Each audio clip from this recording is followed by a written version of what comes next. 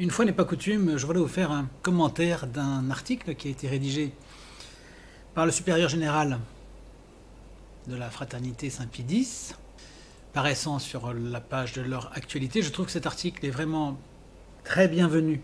Il nous permet de prendre beaucoup de distance avec tout ce qui se passe.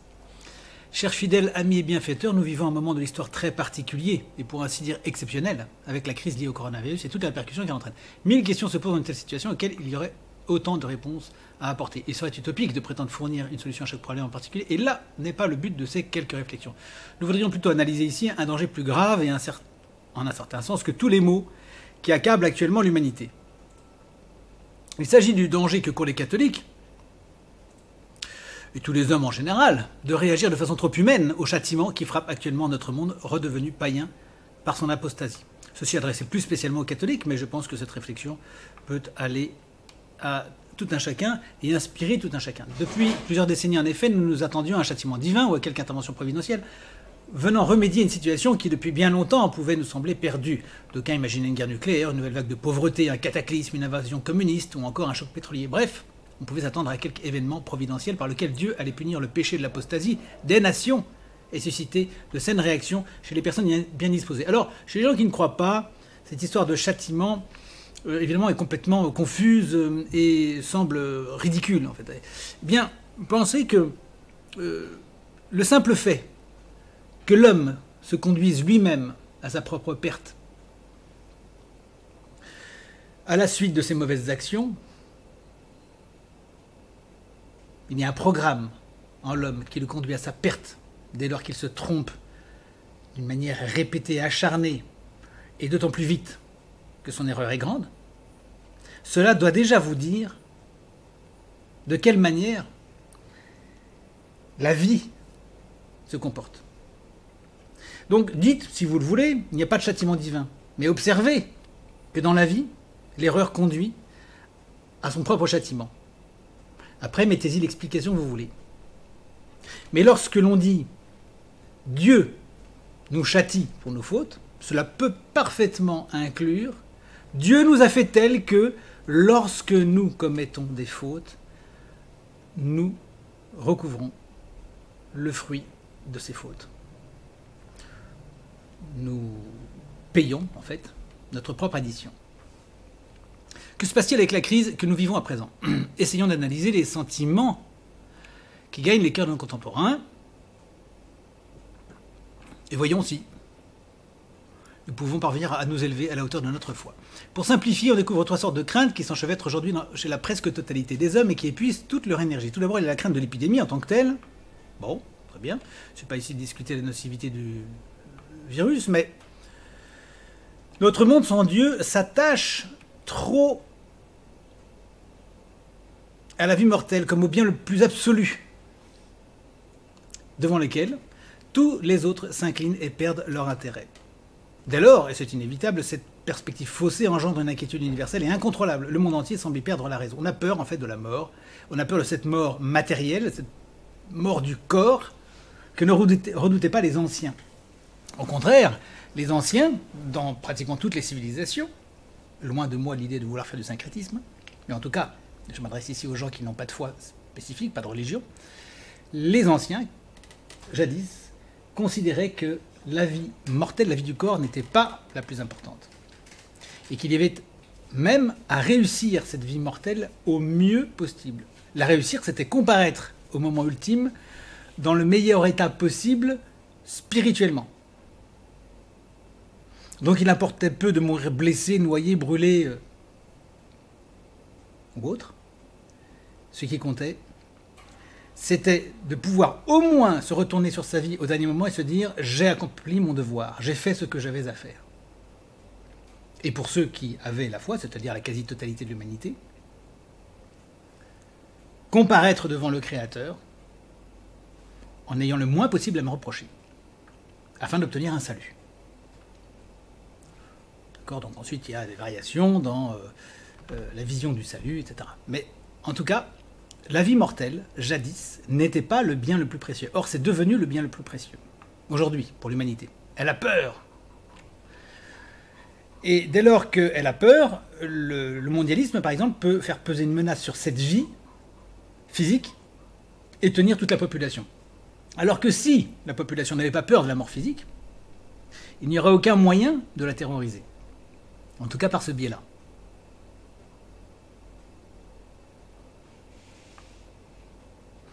Il y a ensuite le spectre de la crise économique. Bien entendu, il est tout à fait normal qu'un père de famille s'inquiète pour l'avenir de ses enfants, et Dieu sait si en ce moment les préoccupations les plus légitimes abondent. Mais je veux parler de cette crainte plus générale et en définitive beaucoup plus égoïste, qui est celle de devenir un peu plus pauvre, de ne plus pouvoir jouir de ce qui était considéré comme acquis et objet des droits intouchables. Ça, c'est pas mal qu'il en parle, même si c'est sévère comme propos. Ça veut dire que vous êtes pauvre, vous êtes réduit à la pauvreté ou à des conditions plus difficiles qu'auparavant, ou à ce que vous considérez comme étant une pauvreté, mais en réalité, d'abord, ce n'est peut-être pas la priorité de votre existence, ni en ce monde ni dans l'autre. D'autre part, vous n'êtes peut-être pas si pauvre que ça, contrairement à ce que vous pensez, c'est aussi ce que ça sous-entend. Au lieu de considérer que vous êtes... de vous soucier du fait d'être plus pauvre, vous devriez peut-être vous dire que finalement, vous restez toujours plus nanti qu'une bonne partie de la population mondiale. Alors, je ne vais pas trop aller dans ce sens-là, parce que je pense qu'aujourd'hui, même avec moins d'argent, la plupart des hommes sur Terre vivent mieux qu'en France. Donc, je ne veux pas trop m'appesantir sur ce sujet, mais ce n'est pas le tout. De posséder des biens ou d'avoir la sécurité sociale ou ce que vous voulez, ou un accès au supermarché, quand on est dans la peur, quand on n'a aucune espérance, quand on n'a aucune perspective, quand on n'a aucune charité autour de soi, quand on a qu'un monde aussi pitoyable et infernal, entre guillemets, que celui qu'on a en Europe de l'Ouest, on n'est pas forcément le mieux loti du monde et on n'est pas forcément mieux loti que les gens appartenant à ce qu'on considère trop facilement comme des pays sous-développés ou pauvres, alors qu'ils ont des richesses autres, et notamment, ce qui vous concerne en premier chef, je suppose, la liberté. À tout cela s'ajoute enfin la hantise de la perte des libertés individuelles, dont les hommes ont joué jusqu'ici. Jamais auparavant on ne vit une telle prise de conscience générale des droits de l'homme. On pourrait développer longuement l'analyse de cette triple crainte et de tout ce qui s'y rattache. Disons seulement que son fondement est foncièrement naturel, purement humain, et qu'on pourrait la résumer dans cette inquiétude que rien ne sera plus comme avant la crise, cet avant étant confusément et universellement perçu comme le bien-être idéal et inaliénable dont l'humanité éclairée avait fait la conquête glorieuse. C'est drôle, oui, effectivement, parce que là, avec cette idée aussi de grand reset, les gens ont le sentiment qu'on va quitter un monde qui était pratiquement parfait et qui va être détruit. Mais je ne vais pas faire la promotion du grand reset, vous l'avez bien compris, mais le monde était pourri. Depuis 30 ou 40 ans, le monde, en tout cas l'Europe occidentale, parce que, encore une fois, on peut se promener dans le monde et constater que le monde va beaucoup mieux qu'on ne le pense en général, mais en tout cas l'Occident, la France était pourrie depuis les années 80. Seulement, vous ne l'avez pas ressenti comme tel. Vous trouvez, vous, que les choses vont mal, pour beaucoup d'entre vous, depuis quelque temps. En réalité, tout ce qui se passe actuellement est en effet le résultat de ce qu'on a semé auparavant, c'est-à-dire les fruits de la discorde, le poison, la pluie annonçant la tempête, le vent. Qui sème le vent récolte la tempête. Tout cela existait depuis bien avant 2020 ou 2021 ou 2019. Les choses étaient profondément malsaines en Occident depuis longtemps. Donc c'est pas pour maintenir cela que nous nous battons. Nous nous battons pour restaurer quelque chose qui est bien au-delà de cette actualité récente. Or, si l'on analyse en profondeur cette crainte et les comportements qu'elle provoque, on retrouve paradoxalement des subterfuges analogues à ceux que les païens d'Antiquité utilisaient pour expliquer tout phénomène qui leur échappait. Ce monde antique, certes cultivé, civilisé, organisé, mais ignorant hélas de la vérité, recourt à des monstres, à des dieux de toutes sortes. Bon. Ce n'était pas le cas en Égypte, par exemple. On pense trop fréquemment que l'Égypte était polythéiste, ce qui n'était pas le cas. Enfin, passons. Et surtout des mythes grossiers pour traduire ce qu'ils ne parvenaient pas à comprendre. Avec des variations, évidemment, parce qu'il y a dans certains endroits des mythes grossiers, dans d'autres endroits des mythes absolument magnifiques, qui précèdent la révélation christique. On ne peut pas dire que tout est grossier. Il y a eu, mais il n'y a pas eu que ça. Aujourd'hui, nous assistons à des réactions similaires. Face à la crainte, face à l'incertitude de l'avenir, naît toute une série d'explications allant dans tous les sens, systématiquement contradictoires les unes par rapport aux autres, et qui s'entremêlent à n'en plus finir. Leur inconsistance est manifestée par le fait qu'elles sont continuellement dépassées, dans l'espace de quelques heures, de quelques semaines, par des explications plus recherchées, plus fines, apparemment plus convaincantes, mais pas forcément plus vraies. Nous nous trouvons face à de véritables mythes, oui, où des éléments réels se mêlent à des histoires fictives, sans qu'on n'en puisse plus saisir la limite. Et l'on voit germer comme une grande aspiration vers quelques solutions miracles utopiques capables de dissiper d'un coup ces brumes et de résoudre tous les problèmes. C'est un peu l'antique cri de confusion, d'angoisse et de désespoir qui réapparaît après 2000 ans dans une humanité redevenue païenne. Et il ne pouvait pas en être autrement. Cela fait ressortir, pour ceux qui ont des yeux, combien l'humanité sans Dieu est désemparée et vouée à la folie. Surtout les plus remarquables que l'homme moderne qui a perdu la foi et qui donc ne croit plus, et par le fait même disposé à tout croire sans véritable discernement. Absolument. Dès lors que vous n'avez plus la référence absolue, vous n'avez plus tout ce qui, normalement, en découle et charpente votre existence. Donc vous avez la société à plastiquer, si vous voulez, la fondation même de la vie et de la société, la détruit. Et par conséquent, tout ce qui devait s'élever dessus, s'effrite, ne tient pas la route. Vous n'êtes pas ancré sur des choses solides. Donc, arrive la moindre petite pandémie, qui tue très peu, et bien vous voilà, la population générale, dans une panique noire. Vous voyez la faiblesse, un petit peu. Et certains seraient aussi bien paniqués face au peloton d'exécution, au lieu d'avoir une tranquillité d'esprit.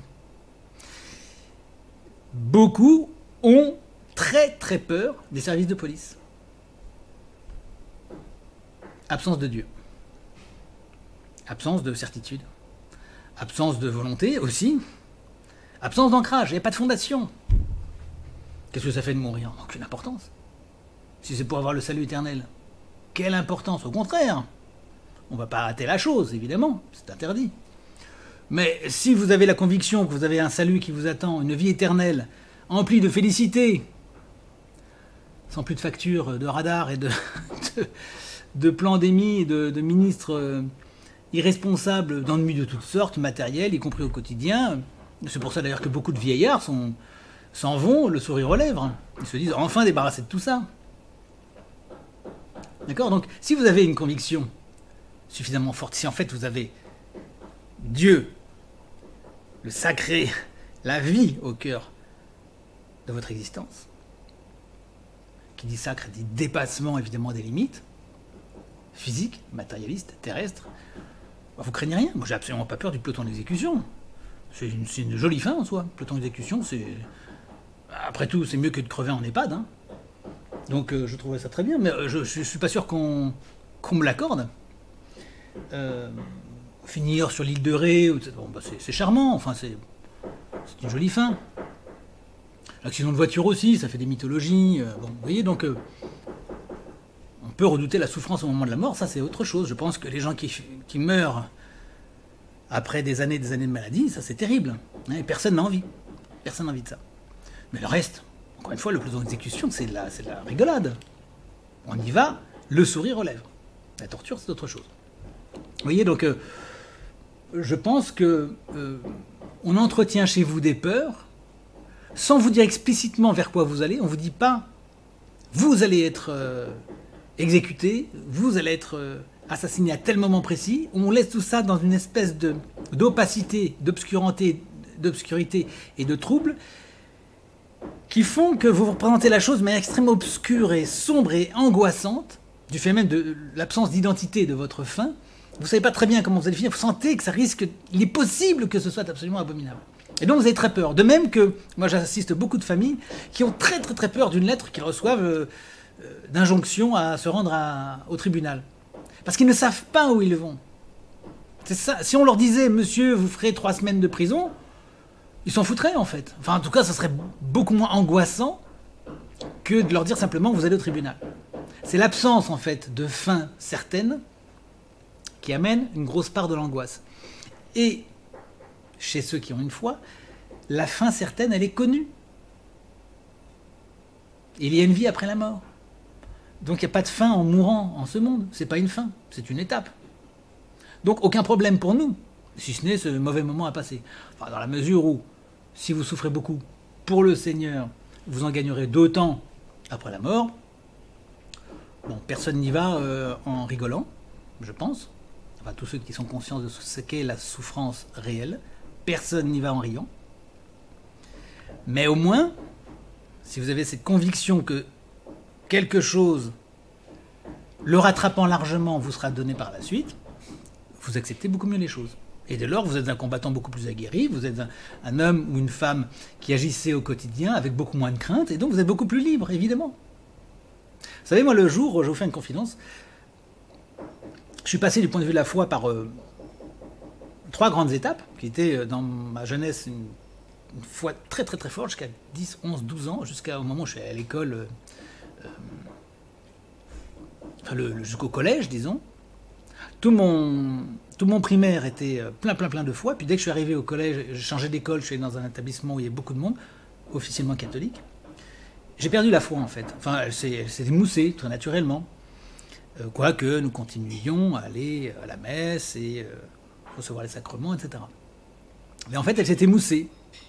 Et puis un beau jour, j'ai croisé quelqu'un, je ne vous dirai pas qui, et j'étais très très très intéressé par la philosophie. La philosophie m'a toujours passionné et je pense que, enfin si vous voulez, pour moi, c'est ça qui m'a conduit finalement à retrouver ma foi. Eh bien, la philosophie, qui est une démarche rationnelle, hein, essentiellement rationnelle, m'a amené à avoir une conversation durant laquelle mon vis-à-vis a lâché comme ça tout à fait, presque incidemment. Il m'a dit, certes, c'est très bien, mais vous, les philosophes, le problème, c'est que vous vivez toujours dans un certain désespoir, alors que nous, en étant croyants, on est heureux. Et là, si vous voulez, c'est un fait. Les croyants, ceux qui ont la vraie foi, ils sont heureux parce qu'ils ont une espérance, ils ont quelque chose qui les attend. Or, si vous avez une espérance, si vous êtes heureux, votre philosophie en sera touchée, votre philosophie en sera changée. Pourtant, la philosophie est censée être un chemin rationnel, fiable, sûr, qui vous conduit vers une vérité. Une sagesse, si vous voulez. Vous voyez bien que dès lors que vous avez une foi, moi je l'ai compris tout de suite, votre philosophie en sera changée, votre manière de voir les choses en sera changée. Et par conséquent, s'il y a un état de fait, un état de pensée, un état d'être, qui modifie substantiellement votre voie philosophique, qu'est-ce donc? Puisque la question suivante, la philosophie ne peut pas se fermer à aucune question valable. Donc il y avait quelque chose en dehors de la philosophie qui m'interpellait. Et donc nécessairement, je ne pouvais pas faire autre chose que de franchir le pas. Et là, je me suis dit, ce fait s'impose. Alors, ça a pris du temps, j'ai voyagé, je suis allé au bout du monde, je suis allé au Japon, j'ai confronté l'Asie à l'Orient, j'ai eu l'occasion de rencontrer des gens très intéressants, des anciens combattants de la Seconde Guerre mondiale. Tout ça, ça a travaillé en moi, j'ai écrit, j'ai lu beaucoup, et finalement j'ai découvert ma foi. Un peu plus tard, et en particulier en revenant de la guerre. Bref. Donc la présence divine vous assure une certaine solidité, parce que vous savez qu'il y a autre chose qu'un néant, une obscurité. Il y a autre chose que l'absence de sens. Ça tombe bien, le titre suivant est « Notre espérance est ancrée au ciel ». En ce qui nous concerne, sommes-nous certains d'être complètement immunisés contre cet esprit? Bien entendu, les 3 craintes que dont venons de parler sont compréhensibles et même légitimes dans une certaine mesure. Ce qui n'est pas légitime, c'est de laisser ces craintes empêcher, étouffer toute considération surnaturelle et surtout compromettre ainsi la possibilité de tirer profit de cette épreuve. Et oui, car même si nous vivons dans une époque qui est la plus tyrannique qui ait jamais été, puisqu'elle touche absolument tous les domaines de l'existence, ce qui n'était pas le cas auparavant, à l'époque d'Hérode, si vous voulez, les petits-enfants vivaient tranquillement, il n'y avait pas de vaccin, il n'y avait pas de poison, il n'y avait pas de gendarmes, il n'y avait pas d'une imposition aussi écrasante, il n'y avait pas de gendarmes ou de policiers partout à vous surveiller, il n'y avait pas la corruption dans les écoles, etc. D'accord. Donc il y avait un tyran, mais le reste de la société n'était pas touché. Aujourd'hui, effectivement, nous sommes dans une société qui a atteint un sommet de la tyrannie. En effet. Et pourtant, ce n'est pas pour cela qu'il faut considérer que tout est cuit. Au contraire. Ceci est l'avènement d'un fruit pourri qui donnera place à autre chose. Vous verrez les fruits, vous connaissez le principe, hein, fruit ça pourrit, ça tombe de l'arbre, et puis éventuellement quelque chose surgit. Et quelque chose surgit s'il y a derrière une intelligence profonde qui nous habite tous, qui est le sens même de la vie, et qui conduira l'homme à travers ses vicissitudes, comme l'homme a été confié depuis toujours, à travers les vicissitudes, celles-ci grandissant avec le temps ou changeant de nature, mais sans qu'il soit permis de dire qu'il n'y a plus de sens et qu'il n'y a plus d'intelligence profonde de la vie, qu'il n'y a plus de créateur. C'est pas possible de l'affirmer. Au contraire, ce genre d'événement nous montre, nous met davantage aux prises avec des nécessités ultimes. Et donc ces questions de religion reviennent. Plus le mondialisme va essayer de vous détruire, plus vous sentirez en vous ce besoin d'un sens supérieur, de quelque chose qui puisse vous sauver. C'est évident. C'est évident. Et donc vous allez voir ce que ça va donner. Ça va donner le retour d'une foi énorme. Hein. Vous allez voir, ça va être très considérable. Où en étais-je? Bon. N'oublions jamais, nous ne restons dans la réalité, dans la vérité, que si nous conservons un regard de foi. Rien n'échappe à Dieu et à sa providence. Il est certain qu'au-dessus des contingences qui nous frappent, Dieu a un plan précis. Et que le rappel aux hommes de leurs conditions mortelles, comme de la fragilité de leur projet, appartient à ce plan. Oui. Et pour ceux qui en douteraient, ils n'ont qu'à observer avec intelligence l'histoire de l'humanité, qu'ils regardent et qu'ils voient s'il n'y a pas quelque chose ici d'extraordinairement parlant et plein de sens. Évidemment, quand on n'a pas de culture, quand on ne cherche pas, quand on ne porte pas de sens en soi, il est difficile de voir ce sens. En fait, quand on ne porte pas de sens en soi, quand on est dans la désespérance et l'absence de sens, on n'a pas les lunettes pour voir le sens qu'il y a dans la vie. Vous voyez, pensez à ce petit film qu'on voit de temps en temps sur Internet régulièrement, cet extrait du moins où il y a un personnage qui met des lunettes et il voit des choses qu'il ne voit pas sans ses lunettes. Eh bien, c'est exactement ça, en fait, l'image, c'est si vous n'avez pas la foi, vous ne pouvez pas voir le sens. Et dans ce cas, ce qu'il faut, c'est aller chercher, regarder, étudier, notamment l'histoire, mais aussi la science. Regardez n'importe quel animal vous révélera des choses absolument prodigieuses, que ce soit les fourmis, les batraciens, si vous voulez, ou les cigognes. Vous observez, vous verrez qu'il y a quelque chose de construit, il y a une intelligence propre, qu'on ne peut pas réduire à quelque chose qui fonctionne tout seul, chimiquement, énergétiquement, comme on l'a cru pendant très longtemps. Il y a quelque chose qui dépasse, il y a un sens qui imprègne la vie pour quiconque est capable de l'observer un petit peu. Dieu montre en premier lieu à l'homme d'aujourd'hui, empoisonné par le positivisme, cette négation d'un ordre divin, que la nature qui l'entoure est son œuvre et qu'elle obéit à ses lois. Dieu fait comprendre aux Prométhée modernes, endoctrinés par le transhumanisme, cette négation des limites de l'homme, que la nature qu'il a créée échappe à la technique et au contrôle des sciences humaines. C'est une leçon extrêmement nécessaire, tout particulièrement aujourd'hui. Nous devons précieusement la recueillir et la faire nôtre, d'autant plus que l'homme moderne, aveuglé par son rêve de puissance absolue, s'est rendu incapable de la saisir. Et nous devons y trouver de nouveaux encouragements à adorer la grandeur de Dieu et à vivre intimement dans sa dépendance. Il y a là aussi, pour moi, ça fait aussitôt penser à l'homme riche, celui qui est nanti, qui a toutes sortes de serviteurs. C'est le cas de l'homme moderne. Il a mis à son service la technologie, la nature, toutes sortes de choses. Il ne se pose plus de questions pour se nourrir, il suffit d'aller au magasin, etc. Il a mis à son service toutes sortes de choses, et donc il a perdu la capacité à faire les choses par lui-même. C'est comme l'homme riche, si vous voulez. L'homme très riche qui a toutes sortes de serviteurs vieillit beaucoup plus vite, parce qu'il ne fait plus ce qu'il faisait auparavant quand il n'était pas riche. C'est pour ça qu'on pousse tous les gens riches à faire du sport. Vous voyez, donc, pour ne pas mourir à leur tour, ils sont obligés de faire des choses qu'ils eussent pu faire dans un relatif dénouement par eux-mêmes et qu'ils n'auraient pas eu à payer une fortune. Aujourd'hui, on paye des gens pour vous faire des choses par vous-même. Vous avez un entraîneur particulier, un coach sportif, donc vous payez quelqu'un. Alors que le paysan de jadis, il avait son activité physique et il ne payait pas pour ça. Mais voilà, c'est plus on est nanti, plus l'individu perd en réalité, même si on lui fait faire d'autres choses, il perd en fait au fond de lui-même la capacité justement à faire les choses et de ce fait à les comprendre. Puisqu'on comprend les choses quand on est en relation avec elles. C'est toujours bien comprendre le mot religion. Je n'ai pas de religion. On ne peut pas dire j'ai pas de religion. La religion, c'est étymologiquement le lien, ce qui est lié, c'est la relation. Donc si vous n'avez pas effectivement de religion au sens authentique, c'est que vous n'avez pas de relation aux choses, vous n'avez pas de lien à l'intelligence profonde de la vie. Et à ce moment-là, en effet, oui, là vous pouvez dire, peut-être que vous n'avez pas de religion, du moins vous n'en avez pas beaucoup. Il y a toujours de toute façon une relation à la vie, quelle qu'elle soit. Il y a toujours même chez le dernier des iconoclastes, il y a toujours, même chez le pire des marxistes de la période bolchevique, il y a toujours de toute façon une relation à la vie. Même si l'on veut tout renverser, on utilise toujours des ressorts qui ne nous appartiennent pas, dont nous ne sommes pas les créateurs. De manière générale, enfin, c'est assez simple, nous ne nous sommes pas donnés à nous-mêmes.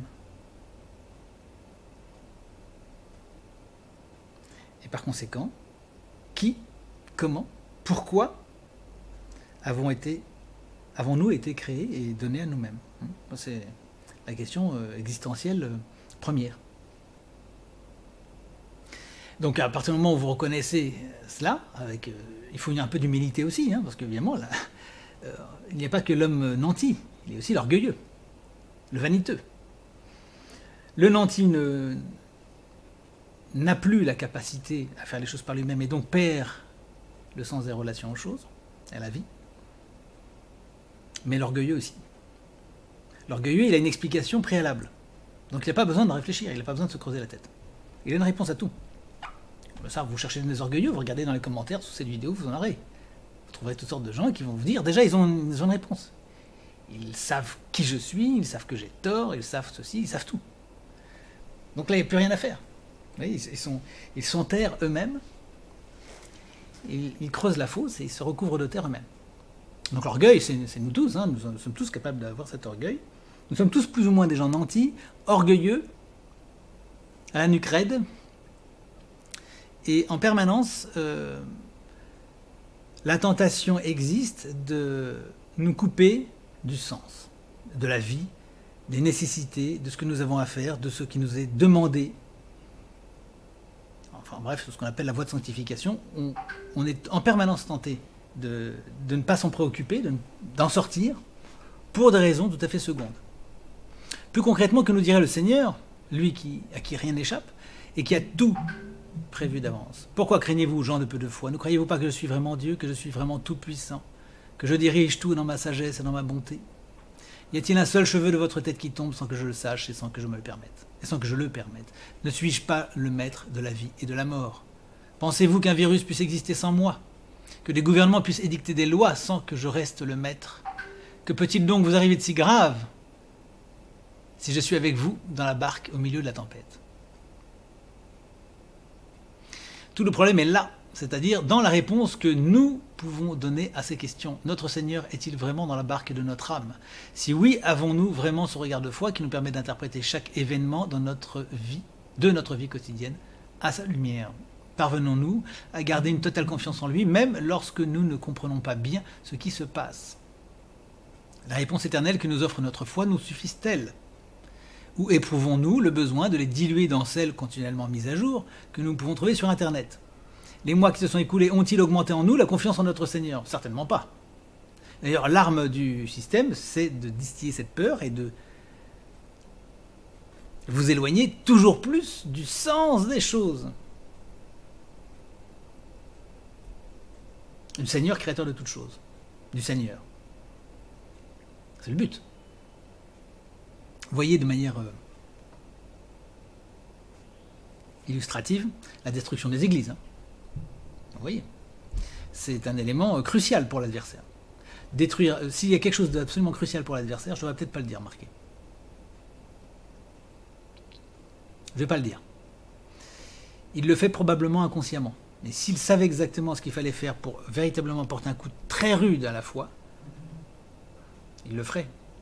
Et ce serait terrible. Ça précipiterait probablement les choses. Quoi qu'elles aillent tout de même très vite.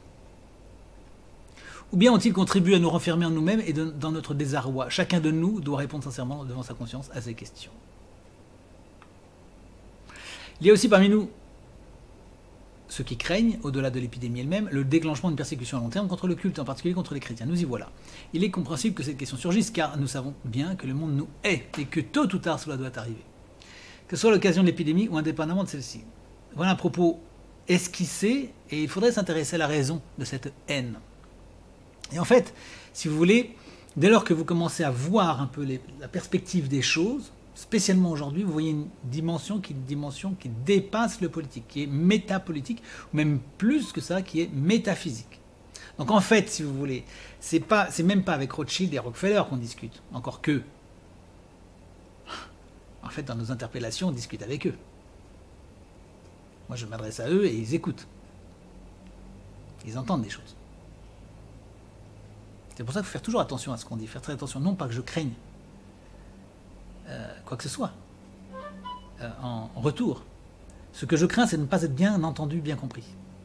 C'est pour ça que j'essaie d'avoir un discours qui soit le plus construit possible, quoique improvisé.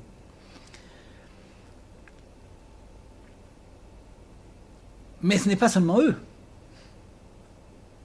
C'est bien plus que cela. Il y a une métaphysique du mal qui, si elle ne vous apparaît pas,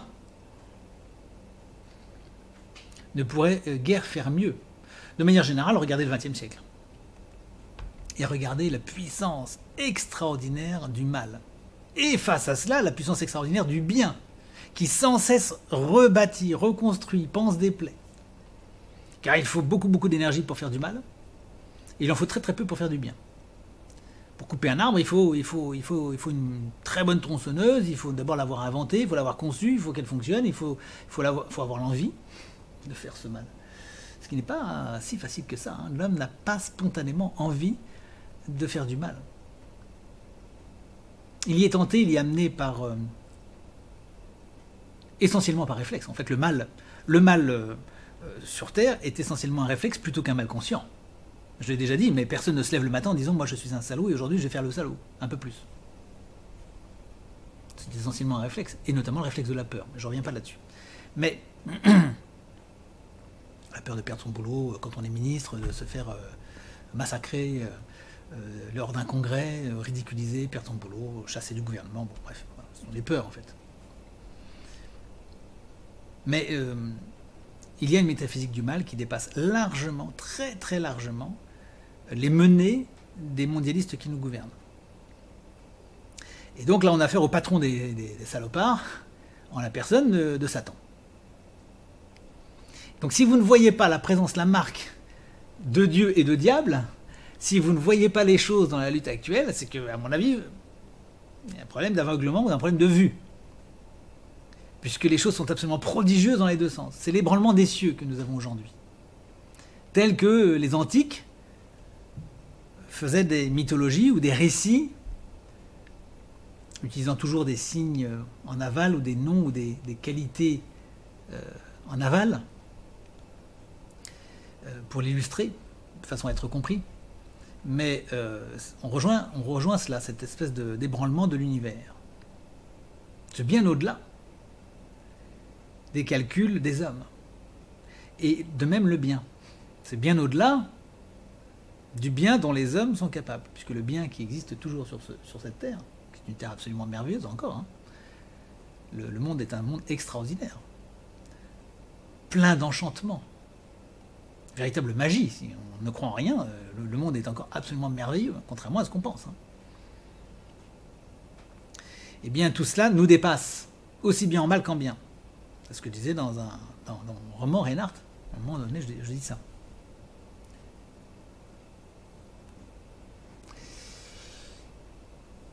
Nous n'y échapperons pas. Il s'agit d'une vérité évangélique bien antérieure à toute prédiction sur la débandade actuelle. Vous entendez parler des guerres et de soulèvements, nous dit notre Seigneur. Une nation s'élèvera contre une nation, et un royaume contre un royaume. Il y aura de grands tremblements de terre, et en divers lieux, des pestes et des famines. On mettra la main sur vous, et on vous persécutera, on vous livrera aux synagogues, on vous jettera en prison, on vous mènera devant les rois, devant des rois et devant des gouverneurs à cause de mon nom. Vous voyez, là, vous avez un rappel qui vous dit tout.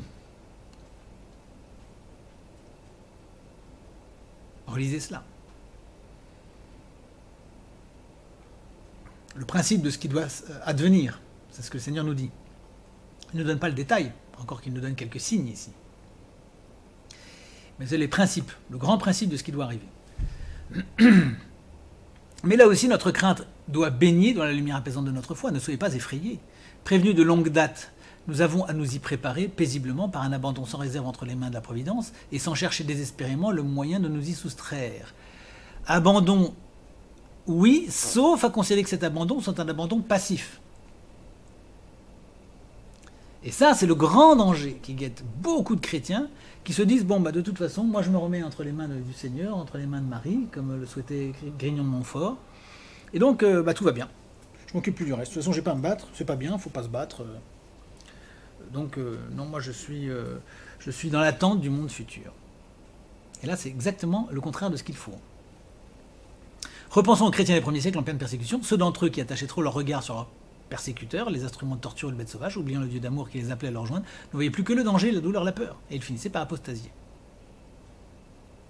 Oui, et déjà, même avant d'apostasier, ils étaient dans la peur de cette fin qui leur faisait oublier le Seigneur, sur le champ, avant même d'apostasier.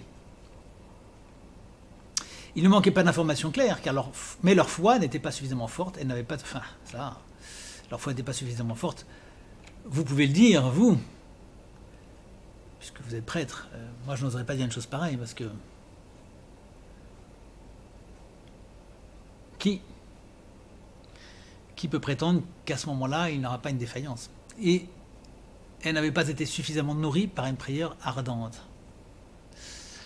Prenez garde à vous-même de craindre que vos cœurs ne s'apesantissent par les excès du manger et du boire et par les soucis de la vie, et que ce jour ne vienne sur vous l'improviste, car il viendra comme un filet sur tous ceux qui habitent sur la face de toute la terre. Veillez donc et priez en tout temps. Oui.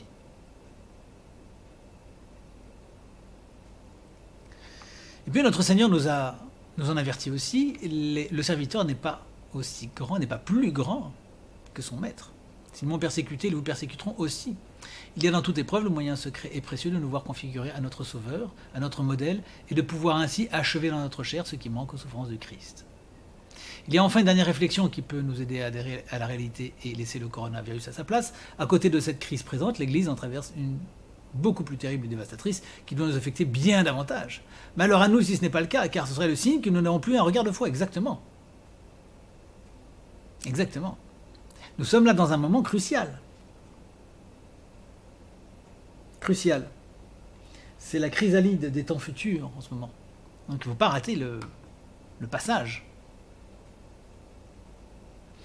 Cette autre crise est en effet beaucoup plus mortelle, car ceux qui ont perdu la foi à cause d'elle risquent de perdre leur âme pour toujours.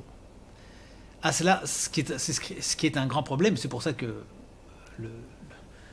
la créature du mal absolu, elle a compris l'enjeu. Elle sait très bien qu'il faut épuiser le nombre d'âmes qui aillent au ciel, de façon à épuiser les recours que nous en recevons.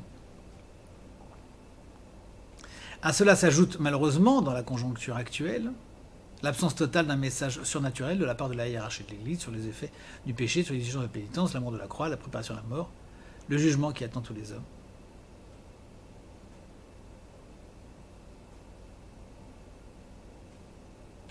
La confession, etc. Et puis l'Eucharistie. C'est bien une catastrophe dans la catastrophe. La hiérarchie de l'Église, oui et non, mais pour moi, la fraternité Saint-Pédis se pense peut-être différemment, mais pour moi, l'Église que nous avons est une fausse Église. Je pense que la fraternité le sait. C'est une fausse Église, elle peut peut-être pas le dire, mais c'est une fausse Église. Sinon, elle ne dirait pas, elle ne commanderait pas ce qu'elle commande aujourd'hui. Avec ce monsieur Bergoglio qui pousse à se vacciner. C'est un fou, ou un agent de l'adversaire. Alors quant à nous, ne perdons pas l'espérance qui ne se fonde ni sur nos efforts, ni sur nos qualités, ni sur nos analyses, aussi pertinentes soient-elles, mais sur les mérites infinis de notre Seigneur Jésus-Christ. C'est à lui qu'il faut recourir toujours, mais surtout lorsque l'on est accablé, et que l'on ploie sous le fardeau. C'est particulièrement pour nous, qui le connaissons, un devoir de charité auprès de ceux qui vivent dans l'ignorance tragique de cette réalité si réconfortante. Si nous voulons vraiment être des apôtres pour le prochain en ces heures privilégiées, l'apostolat le plus efficace et le plus approprié est celui de l'exemple d'une confiance sans borne dans la divine providence. Peut-être, c'est un apostolat efficace et approprié sans doute. Le plus, je ne sais pas. Moi, je crois que l'apostolat le plus efficace aujourd'hui, c'est de mettre en œuvre cette charité dont il nous est fait commandement. Mettre en œuvre, agir. Et il faut beaucoup agir, il faut beaucoup d'énergie en ce moment, je crois. C'est justement, j'ai pris tout à l'heure la parabole de la chrysalide, mais je pense que justement, sous cette apparence de suspension des temps, il faut avoir, à contrario, une énorme énergie préparant l'avenir. Je crois que le mot d'aujourd'hui ne devrait pas être le mot abandon.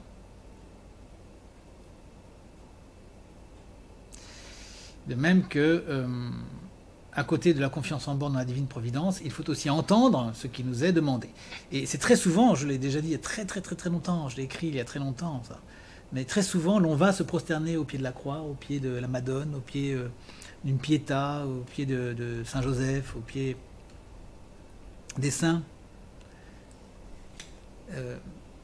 dans les églises, par exemple, pour faire une demande, pour demander des choses, pour s'en remettre aux personnes dont on invoque le nom. Mais on oublie une chose, c'est que ces personnes ont aussi beaucoup à nous demander. Eh oui. Quand vous allez demander un bon résultat au baccalauréat du petit, eh bien pensez à essayer de savoir ce que la personne que vous implorez aimerait vous voir faire. Et je pense que c'est là, vraiment, la marque d'un temps nouveau, qui serait d'aller chercher des demandes plutôt que d'aller en formuler. Il est légitime, bien sûr, d'avoir des choses à demander. Mais qu'est-ce qu'on fait pour mériter des grâces? Il faut chercher, je crois, il faut vouloir mériter. Hein. Moi, je n'ai pas peur de le dire. Hein. Je crois qu'il faut vouloir à tout prix, à moins d'être dans un dénuement total, une incapacité totale, ce qui n'est jamais vrai d'ailleurs, ce n'est jamais absolu. On a toujours une possibilité de faire quelque chose, ne serait-ce que par la prière, par la communion au Seigneur. Il y a toujours un engagement, on peut toujours faire davantage, y compris dans la prière, y compris dans la ferveur, etc. Mais cherchons à savoir ce qui peut être fait, ce qui devrait être fait, plutôt que de demander tout le temps, comme des petits oiseaux, des oisillons au nid tendant le bec vers le ciel. Peut-être qu'on peut changer de posture et être des hommes dotés de conscience et ayant conscience de ce qu'il y a des choses à faire. Et je crois que ce serait très profitable d'en parler. Et je crois qu'il faudrait que les prêtres en parlent davantage. Cessez d'attendre, cessez d'attendre qu'on vous dise quoi faire, cessez d'attendre, d'être dans l'expectative et d'attendre que quelque chose se passe et que le ciel s'ouvre et tout d'un coup fasse le propre sur terre pour vous. Puisqu'il y a une corrélation évidente entre les mérites de cette humanité et le sort qui lui est fait. Enfin voyons, vous avez deux états-majors là-haut. L'état-major du bien et l'état-major du mal. L'état-major du mal dit à l'état-major du bien, le diable dit à Dieu si vous préférez. Mais regarde tes créatures. Regarde. Que sont-elles capables de faire pour s'opposer à mes troupes? Je vois bien qu'elles ne t'aiment pas réellement. Elles ne se défendent pas vraiment. Qu'est-ce que vous voulez que Dieu réponde dans ces cas-là, dans ce dialogue imaginaire? Quand vous avez un fils ou un enfant qui préfère écouter le voisin qui est un gangster, qu'est-ce que vous faites? Vous dites quoi? Vous avez beau supplier votre fils de vous revenir, s'il a une véritable vénération pour votre ennemi ou pour le mal, c'est compliqué. Vous voyez? Ou alors il y a le coup de force. Le Seigneur tape du poing sur la table et met un terme à tout cela. Ah, sans doute, sans doute. C'est ce que je propose de faire aussi. À échelle terrestre. Renverser les choses. Bien sûr. Seulement, je vous l'ai dit. Pour qui? Y a-t-il ici, y a-t-il là quelqu'un capable de recevoir? Le Seigneur peut-il empêcher la destruction de ce monde? S'il n'y a personne, s'il n'y a plus personne en ce monde que des créatures mauvaises, il faudrait mieux détruire un monde qui serait essentiellement devenu mauvais, non? Alors ça, je ne sais pas, je ne prends pas parti. C'est une question, bien sûr. Mais de même, à notre échelle, faut-il renverser le gouvernement? Je dis oui. Il faut mettre un terme, ça suffit maintenant. D'accord? Mais comme je l'ai dit, je le répète, où est la population qui va hériter de ce changement bénéfique? Ça, croyez-moi, c'est la vraie question. Hein. Enfin, à l'heure actuelle, c'est la vraie question. Beaucoup de gens n'écoutent plus, ils ont quitté la vidéo depuis un bon moment, donc je peux en parler à loisir. Il n'y a plus personne pour écouter, pratiquement, que quelques bonnes âmes. Mais c'est quand même bien le problème numéro 1. C'est de trouver suffisamment d'âmes méritantes et capables d'en faire quelque chose.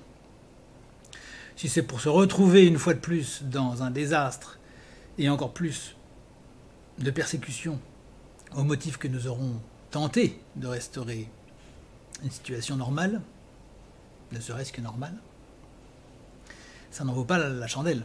Alors je n'en suis pas là quand même, je ne me suis pas arrêté quand même à ce stade de la réflexion, mais je vous la partage quand même. Je ne me suis pas arrêté là parce que il y a la question du nœud gordien. L'allégorie.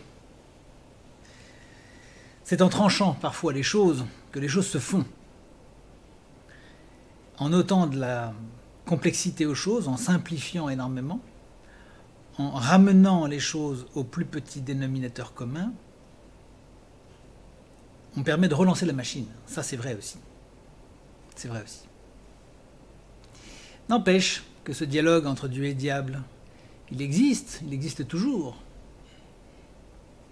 Et donc, quelle est la réponse, à votre avis, de Dieu face à cette interpellation sarcastique du diable? Il y a une manière exclusivement chrétienne de porter la croix et d'espérer. Notre désir de revenir à la normalité doit être tout d'abord celui de recouvrer pleinement cette confiance, alimentée par la foi, l'espérance et la charité. Oui. Oui, il faut savoir porter sa croix aussi, c'est-à-dire, ça fait partie aussi, et ça nourrit l'espérance. Il faut arrêter de se dire c'est la fin, on est tous cuits, on va tous mourir, c'est abominable, c'est affreux. Non, c'est peut-être aussi fabuleux aussi comme moyen d'aider un avènement plus heureux. C'est porter la croix. Dites-vous, bah oui, ce mal-là, je le prends sur moi, et c'est autant que les autres ne porteront pas, et c'est d'autant que j'allège la croix du Seigneur. Je porte un petit peu la croix, un tout petit peu. Si vous l'acceptez, en fait, si vous voulez vraiment avoir une arme extrêmement efficace contre le mal, c'est d'être dans une acceptation de ce que vous vivez, ce qui permet déjà de faire énormément baisser votre angoisse, votre état sanitaire aussi, votre acidité, etc. Vous acceptez les choses pour le Seigneur, vous acceptez de porter la croix, déjà ça va vous libérer d'un énorme poids. Et puis par ailleurs, il s'en viendra toutes sortes de bienfaits. Vous donnez un, il vous sera rendu au centuple. Et déjà, quand vous donnez, il est donné à d'autres au centuple. Par le fait d'accepter de prendre sur vous certaines peines, y compris des peines tout à fait vénales. Prenez une châtaigne électrique, comme ça m'est déjà arrivé. Si vous avez un esprit de reconnaissance, vous dites, vous avez peut-être, et vous avez le droit de l'imaginer, après tout personne ne vous l'interdit, que vous avez sauvé la vie à 100 électrocutés. C'est tout à fait possible. Qui vous interdit de le penser? Il vous est dit, donner, il vous sera rendu au centuple. Donc vous pouvez très bien, si ce n'est dès maintenant et ailleurs dans le monde, peut-être dans l'avenir, avoir produit un bien en acceptant un mal. En acceptant de subir un mal. Pas accepter un mal, non, mais accepter de subir un mal. Et puis ensuite, c'est le fait de se dire que, justement, si tout ce mal n'aboutit pas, n'obtient pas de réussite, s'il échoue en vous, comme un échouage, comme une vague qui meurt en vous, eh bien, c'est désarmer l'adversaire, l'ennemi, c'est le désarmer. En fait, ces armes n'ont aucune efficacité sur vous. Et donc, ça vous donne le moyen, si le monde entier, en tout cas une part importante du monde, accepte ce principe, qui est plus répandu qu'on ne le pense, eh bien, vous pouvez avoir un immense espoir pour les temps à venir. Ça nourrit votre espoir aussi. Pour obtenir ces grâces si précieuses, redoublons tous de ferveur, parents et enfants, dans la croisade du rosaire qui nous rassemble et nous unit. Voilà une arme redoutable qui nous rassemble et nous unit pour que notre prière ardente y trouve les accents enflammés auxquels Dieu ne pourra résister. Certains qui sont des soldats ne le savent pas, mais le rosaire, par exemple, c'est une arme bien plus puissante que l'arme blindée. Mais ils ne le savent pas forcément.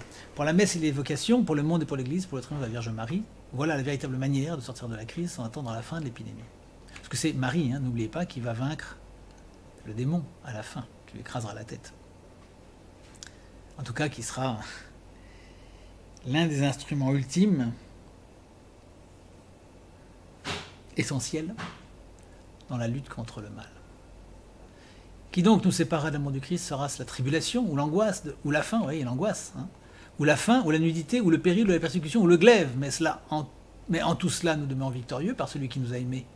Car je suis certain que ni la mort, ni la vie, ni les anges, ni les principautés, ni les puissances, ni les choses présentes, ni les choses à venir, ni la violence, ni ce qu'il y a de plus élevé, ni ce qu'il y a de plus profond, ni aucune autre créature ne pourra nous séparer de l'amour de Dieu, manifesté dans le Christ Jésus notre Seigneur.